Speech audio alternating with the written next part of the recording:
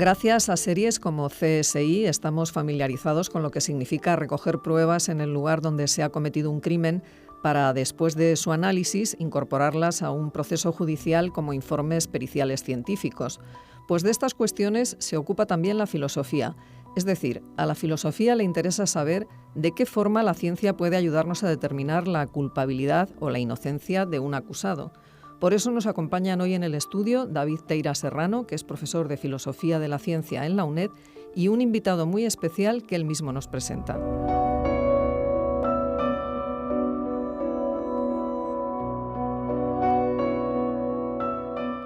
Saludamos a nuestros oyentes una vez más en Sin Distancias para hablar de filosofía, hoy sobre un tema que creemos que va a ser muy atractivo para nuestros oyentes y con un invitado muy especial, el coronel José Juan Lucena de la Guardia Civil Española. Buenos días, buenas tardes o buenas noches, José Juan. Buenas tardes, Fabi. Buenas tardes, a la hora a la que nos escuchen nuestros oyentes siempre. Muy bien, el tema por el cual nos juntamos aquí hoy, un filósofo y un especialista en criminalística, es el siguiente. Vamos a lanzar en estas próximas semanas la primera edición de nuestro curso de enseñanza abierta, Informes Periciales Científicos, cómo interpretarlos. Y esta es una colaboración interdisciplinar entre filósofos y policías, puesto que a ambos nos une un interés común: cómo se utiliza la evidencia científica en los procesos judiciales. Es decir, de qué modo nos podemos servir de la ciencia para determinar la culpabilidad o la inocencia de un acusado.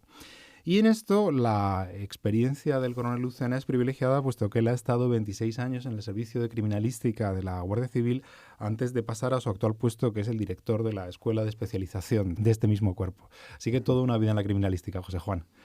Pues sí, la verdad es que ha sido una intensa vida profesional, desde el primer empleo, teniente hasta teniente coronel, que poca gente tiene la suerte de estar en la misma unidad durante tantos años y de empleos tan diferentes. Efectivamente. El coronel Lucena no es solamente un policía científico, sino que también es doctor en criminología por la Universidad de Lausana. Es decir, no solamente un práctico, sino es también un teórico de esta causa. Y juntos pusimos en marcha hace unos años un curso de enseñanza abierta con este mismo título, Informes Periciales Científicos, cómo interpretarlos, en el que lo que pretendíamos era dotar a nuestros estudiantes de los fundamentos para interpretar cómo se formula un informe pericial, de qué modo un policía científico fundamenta sus conclusiones. Y este curso vamos a convertirlo en un programa de educación abierta, uno de los famosos MOOCs, un curso masivo en el que cualquier estudiante de cualquier parte del mundo se puede matricular gratuitamente. Y pretendemos que este programa sea la presentación de este curso. De tal manera que debo comenzar por preguntar a nuestro invitado qué es exactamente lo que hace un laboratorio de criminalística. Me imagino que para muchos de nuestros oyentes esto será CSI, pero me imagino que la realidad también será algo distinta. Bien, buena pregunta para empezar, porque efectivamente en la presentación se ha comentado de que soy experto en criminología y no es lo mismo que criminalística. Empiezo con un error, pero para esto está la policía, para detectar estos errores. No hay problema, es muy común. En los laboratorios policiales que se dedican a realizar informes periciales para los jueces, fundamentalmente realizan en gran parte cotejos criminalísticos.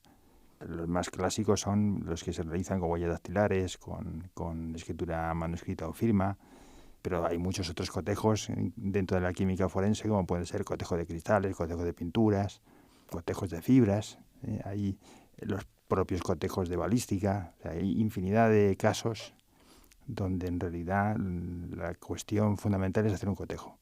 Y el cotejo quiere decir que a vosotros os presentan material encontrado en la escena del crimen y vosotros debéis cotejarlo con material del que sabemos su origen con exactitud. Si es una persona, pues es una persona. Si puede ser también un objeto, como en el caso de, por ejemplo, un cotejo balístico, donde comparamos, por ejemplo, dos casquillos, uno disparado con el arma que supuestamente es utilizado para cometer el crimen, y el otro, pues el casquillo recogido en la inspección ocular. Realmente ese es el trabajo más habitual. Aunque ciertamente hay otros tipos de trabajos, como muchos informes analíticos, donde se trata de determinar la naturaleza de algo que se recoge en el lugar de los hechos, etcétera. O sea que realmente, pero quizá nuestro curso está orientado hacia los cotejos criminalísticos. Y toda la problemática de la que vamos a hablar se centra ahí. De acuerdo. Y desde este punto de vista, ¿cómo se puede saber si un cotejo es acertado? Es decir, ¿cómo podemos saber si la huella dactilar recogida en la escena del crimen es de verdad la huella del criminal? Bueno, habitualmente los expertos en criminalística parten de la base de que sus técnicas son muy discriminativas. Incluso creen, en la práctica creen que están fundamentados sus estudios en teorías donde se puede contar con la plena identificación de, por ejemplo, de un casquillo, de una huella dactilar, porque piensan que son o pueden ser vestigios únicos, es decir, que no se pueden repetir, y por tanto si se comparan, por ejemplo, dos casquillos o dos huellas y coinciden todas las informaciones, características que examinan, pues pueden llegar a conclusiones categóricas. Con esto quieres decir que si, por ejemplo, o sea, suponemos que todo individuo tiene huellas dactilares únicas, es decir, que no se repiten en ningún otro individuo, Sí. de tal forma que si se encuentra esa huella en la escena del crimen, este individuo ha estado allí. Efectivamente. Pero eso no deja de ser una teoría que no está demostrada científicamente, pero que es profundamente creída y en la que se han fundamentado pues, durante décadas muchísimos laboratorios de todo el mundo. Todo esto, la verdad es que se ha puesto en cuestión desde hace por lo menos, podemos decir, 2-3 décadas, debido sobre todo pues, a la influencia que tiene sobre el mundo profesional forense, pues toda la polémica que hay en el ámbito anglosajón relacionado con la criminalística. Porque en ese mundo, que está relacionado con un tipo de legislación y de práctica judicial diferente al común, diríamos, en la parte continental de nuestro continente, es decir, en Francia, en Alemania, etcétera, o por ejemplo en España o en Italia, que tienen pues, sistemas judiciales bastante parecidos, pues en ese mundo anglosajón, como digo, es mucho más frecuente el enfrentamiento entre peritos, pues porque se fomenta en el sistema judicial que tienen la presentación de informes periciales por parte de las partes que intervienen en el proceso penal. Es decir, que mientras que en un sistema como el español, sin un solo perito, que normalmente suele ser el perito oficial, es decir, vosotros, se presenta ante el juez y dice esto es lo que hay, en el sistema anglosajón las distintas partes pueden presentar sus propios informes periciales y estos tienen que defenderse en el juzgado. O sea, no es que no se pueda hacer aquí en los sistemas continentales, pero sí está claro que en el ámbito anglosajón esa práctica es necesaria, se fomenta y entonces en ese ámbito existe una valoración de la prueba diferente a como se hace en el sistema judicial continental. Es decir, que en esos ámbitos anglosajones suele haber reglas de pruebas con características muy científicas a la hora de describir esas reglas, y los jueces tratan de aplicarlas.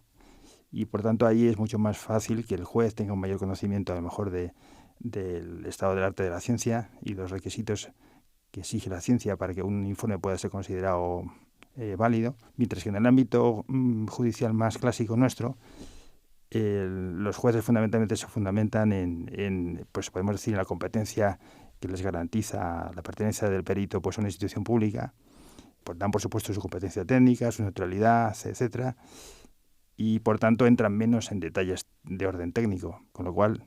Es decir, que los jueces de un sistema como el británico entran a valorar con mayor profundidad la prueba, mientras que en un sistema continental como el nuestro los jueces se fían del perito en la medida en la que es un perito oficial. Efectivamente, se puede decir así, en resumen, que es así. Y sin embargo, algunos casos muy célebres nos han hecho ver que supuestos tan arraigados como este de que la huella dactilar es única llevan a errores muy flagrantes. Un caso muy notable fue el de las famosas huellas dactilares del 11M, ¿no?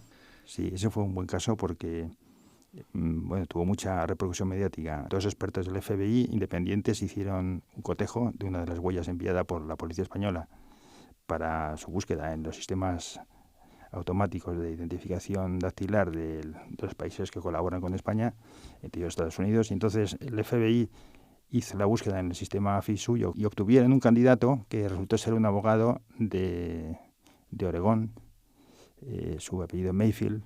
Fue un caso curioso porque el abogado tenía una cierta relación con el mundo islámico en Estados Unidos, y entonces de alguna forma los investigadores tuvieron ahí una corroboración digamos, ajena a lo que es estrictamente la pericia, porque la huella realmente era de difícil... Todo coincidía. Todo coincidía, ¿no?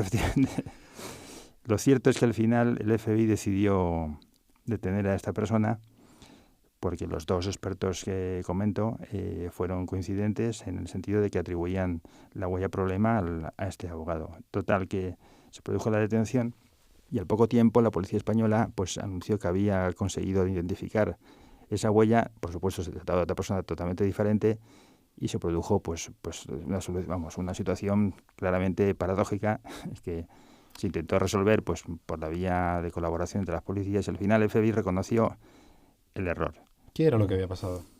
Bueno, la criminalística real, precisamente lo que sucede es que los vestigios que se recogen en inspección ocular pues no son los vestigios que podemos decir se pueden preparar en un laboratorio con las mejores condiciones, diríamos, de recogida del material y de posibilidades de poder hacer el cotejo con los medios que se tienen, etcétera, sino que son vestigios pues solamente parciales, contaminados, ruidosos, efectivamente, y al final realmente el cotejo no será nada fácil.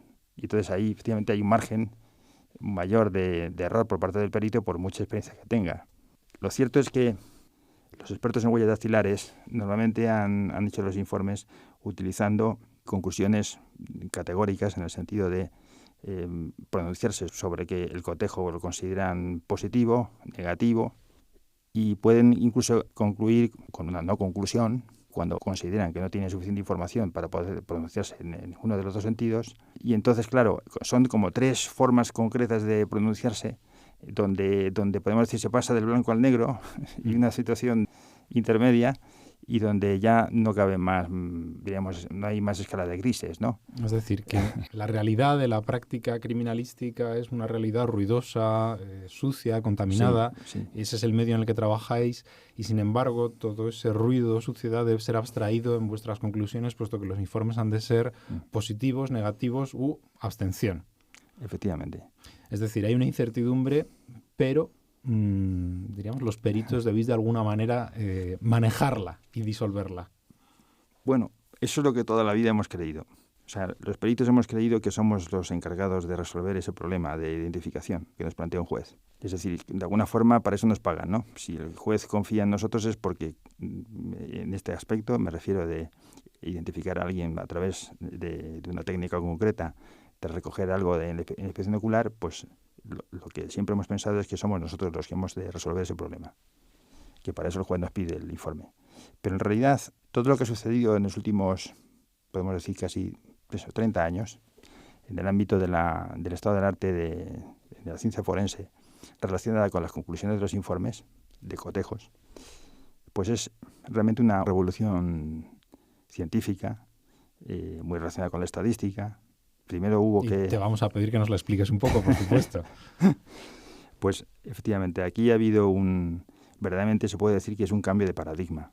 En la ciencia se suele hablar de cambios de paradigmas cada muchos años y no cabe duda que la ciencia forense pues tiene ya un siglo de historia, podemos decir, si nos retrotraemos a los primeros informes de los primeros médicos, ¿no?, de medicina legal en Europa, que podemos decir son los primeros que constan, que ya realizan de manera profesional y pues es la pericia criminalística. Bueno, pues en estos últimos, ya digo, 30 años, después de todo de un debate muy intenso dentro del mundo científico-estadístico, en el siglo pasado, pues ha llegado también a la ciencia forense la influencia de todo ese debate de cómo realmente valorar lo que somos capaces de observar con nuestros métodos analíticos de cara pues, a pronunciarnos sobre si esos resultados apoyan o no las hipótesis que se plantean en un juicio, la que plantea el fiscal y la que plantea la defensa. Vamos a intentar verlo entonces paso a paso. Uh-huh. ¿Cuáles son estas dos hipótesis? Me imagino que tiene que ver con la inocencia y con la culpabilidad del acusado. No. En el caso de la criminalística estamos hablando de cotejo criminalístico, estamos hablando de autorías, podemos decir, o relacionar un vestigio con su fuente.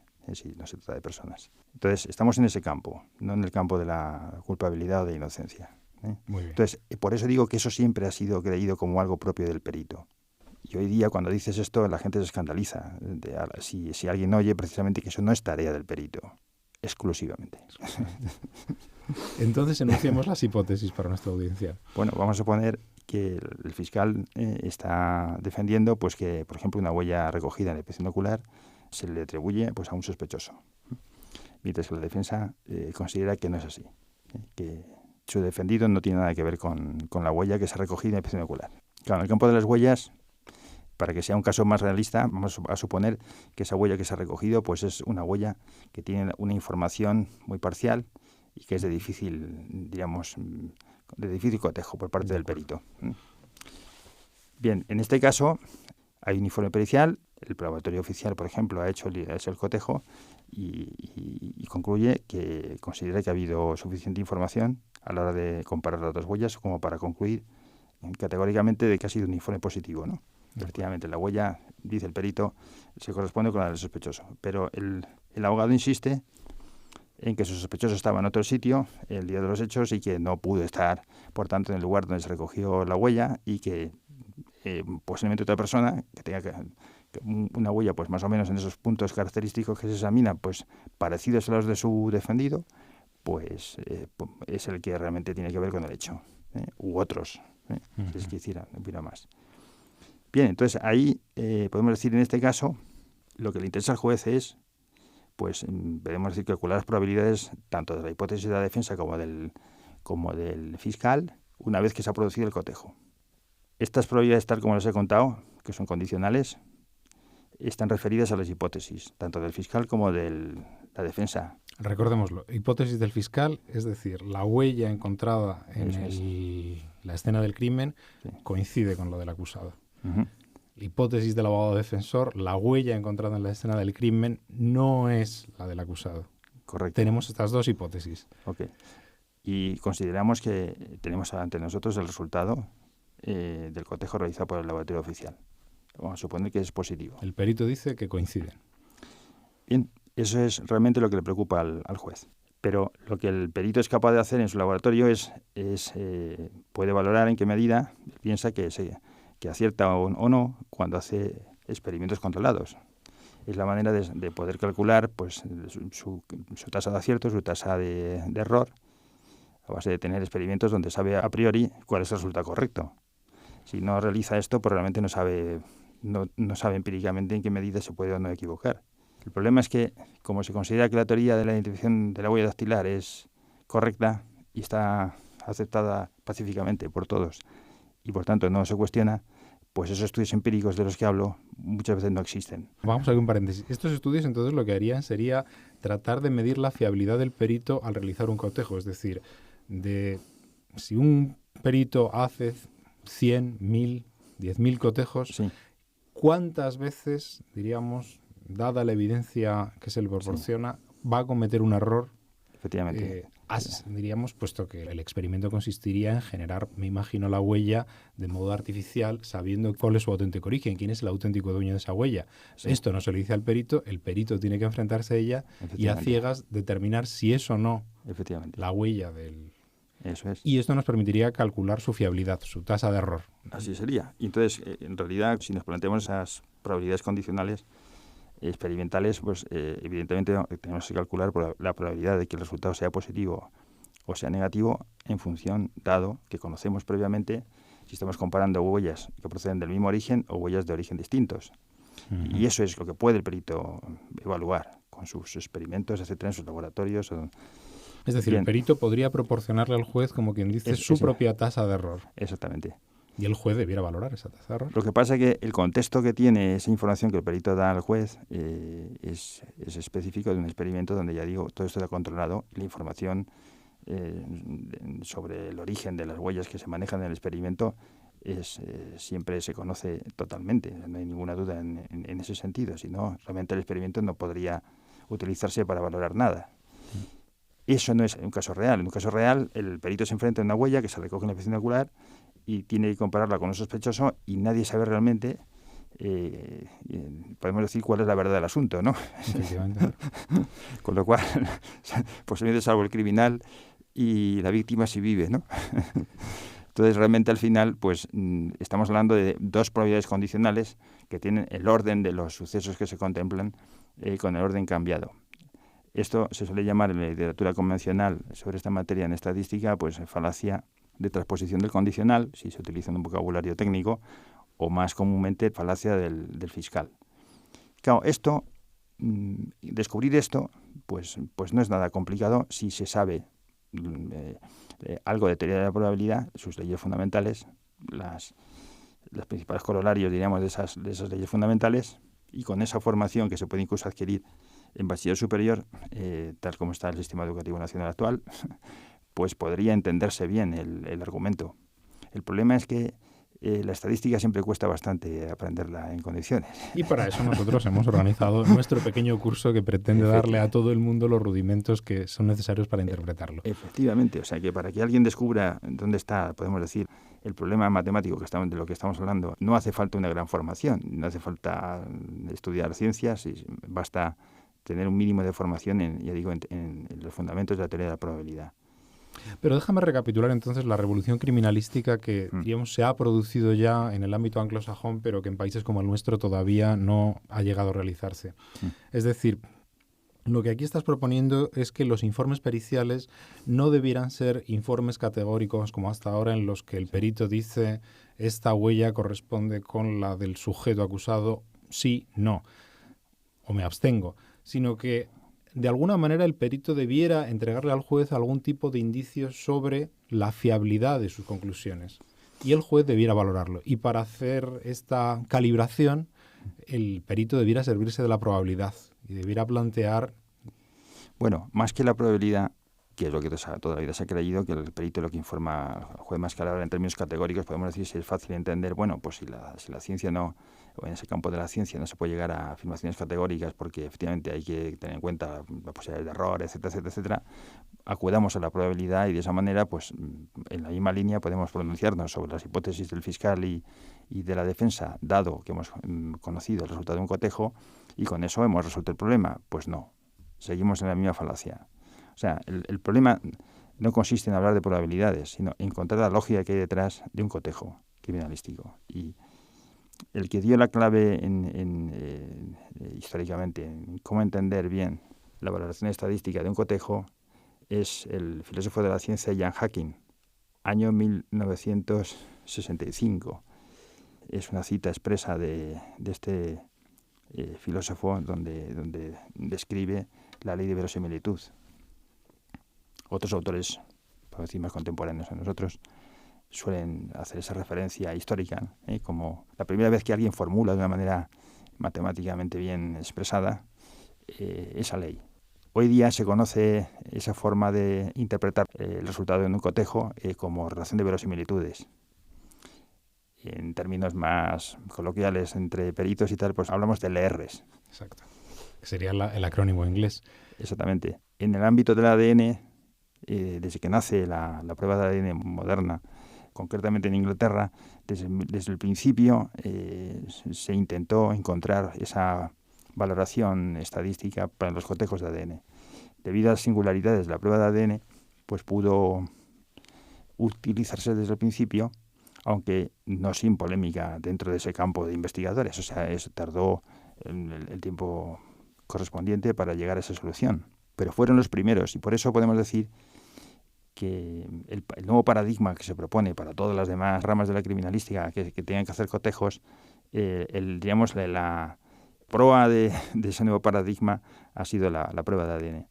Y una vez que ya dentro de ese campo de criminalística esta forma de expresar las conclusiones se ha desarrollado grandemente porque tiene mucha casuística especial, poco a poco va llegando a las demás ramas de la criminalística. No cabe duda que eso es una revolución y un cambio muy grande de mentalidad, pero la relación de verosimilitud cuesta un poco más entenderla. No la vamos a explicar ahora. No se crean ustedes que con este programa vamos a adoptar un tema así. Haremos un segundo programa en el que vamos a explicar este concepto y vamos a intentar también hacer ver de qué modo en nuestro curso damos los pasos para poder llegar a entenderlo y ponerlo en práctica. Quedémonos entonces con que tenemos una revolución estadística en marcha, con que hay una posibilidad real de formular de otro modo los informes periciales científicos y poner ante nuestros jueces los instrumentos para que evalúen su fiabilidad. Y, en fin, solo nos queda agradecerte, José Juan, agradecerle al coronel Lucena que haya estado hoy con nosotros para introducir estos fundamentos y emplazar a nuestros oyentes a que nos sigan en este segundo programa en el que vamos a profundizar en ellos. Muchas gracias. De nada, a ti.